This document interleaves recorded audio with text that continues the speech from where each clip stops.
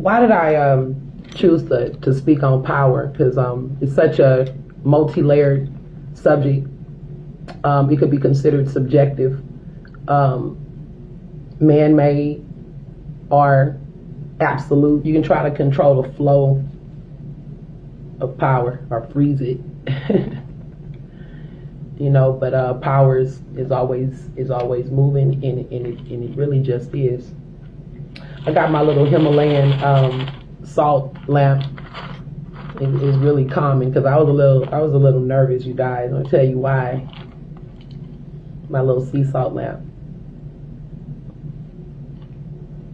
These are cute, and they come right from Family Dollar for $5. I got me a few of them. Actually, it's really hard though,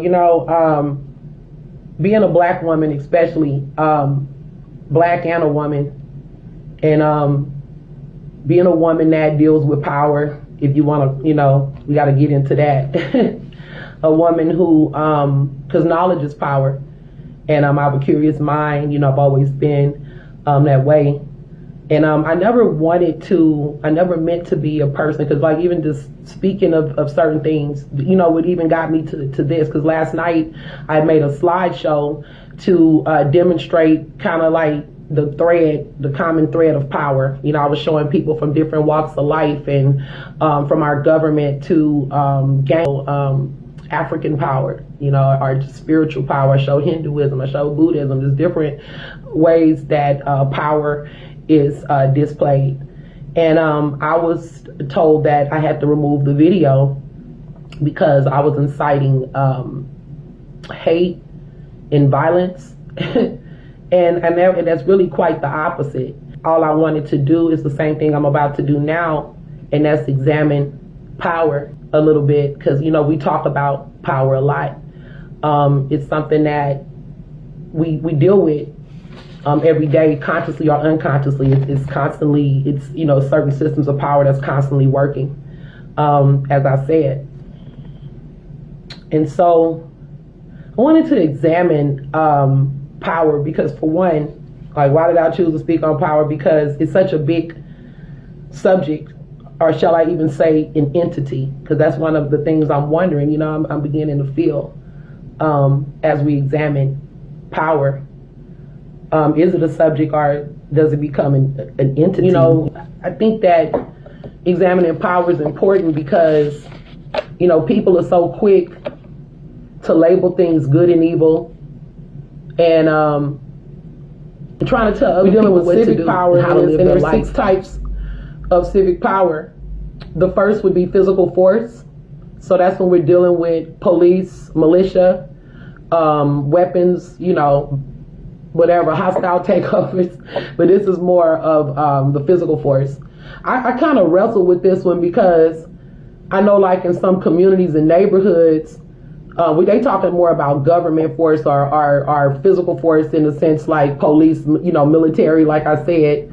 But I do know that I could even put, like, gangs and like hood violence and community violence in that same category, because in some communities we live in different worlds. Like, worlds are just like layered. So in some worlds, you're going to deal with more violence than people would on a normal level. So obviously you could call the police, but there's people that don't even call the police on the community. Most people don't, in the black communities and stuff, because of fear. So that's a form of power. Then there's state action. They got laws, government, bureaucracy. Like, we vote people into positions of power. And then, of course, the second one this was the second one, is wealth and money, because money buys results.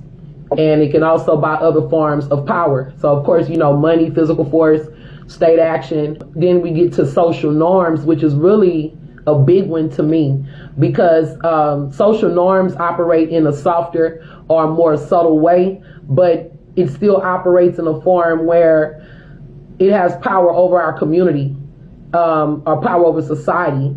People work collectively to make people change the way they behave, or their laws. Like, for instance, if even me myself, there was times where I felt like I couldn't say what I wanted to say or speak my truth or behave the way I want to behave because of my community.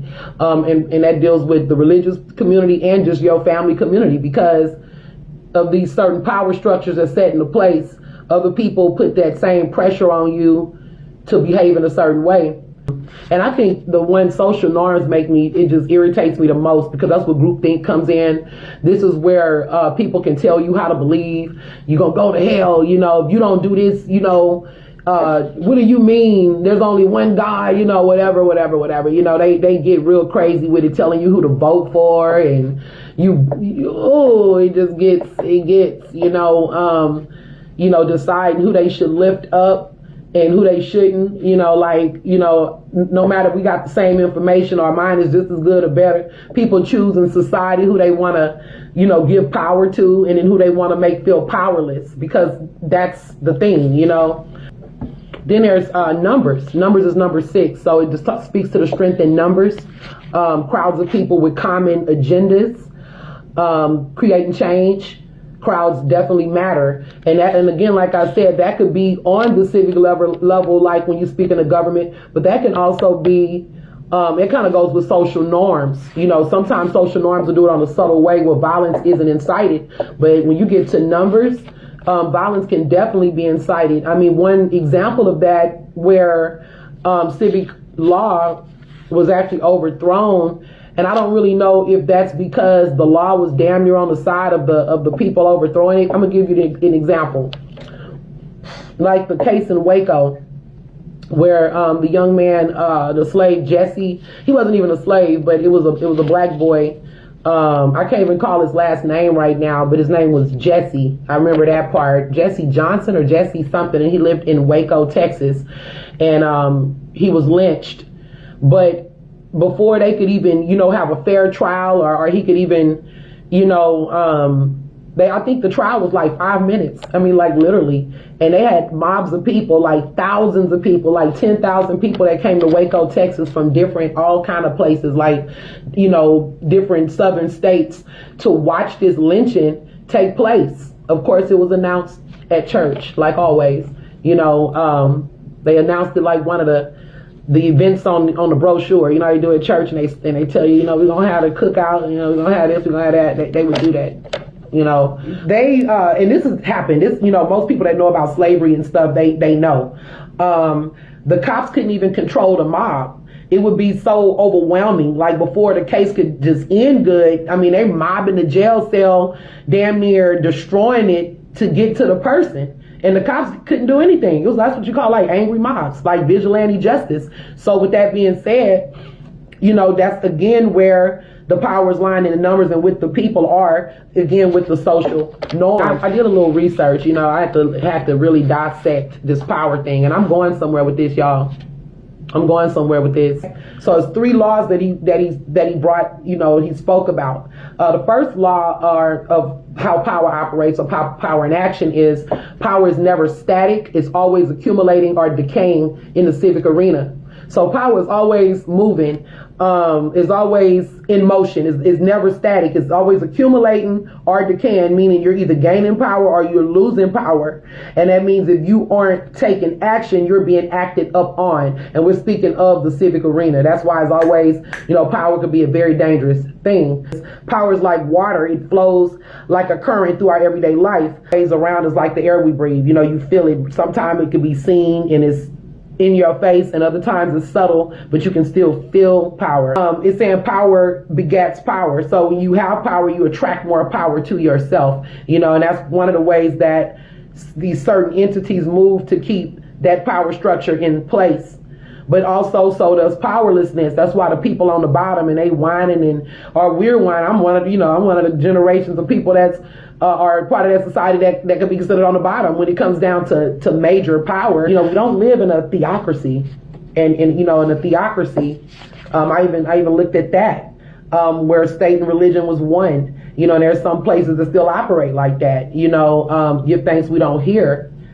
And the theocracy is like basically, can you imagine how awful that would be? That someone else's religious morals dictate, our freedom, our right to live or die based on religious law and principle and what someone else is coming up with, saying that God decreed it, that could get really, really scary.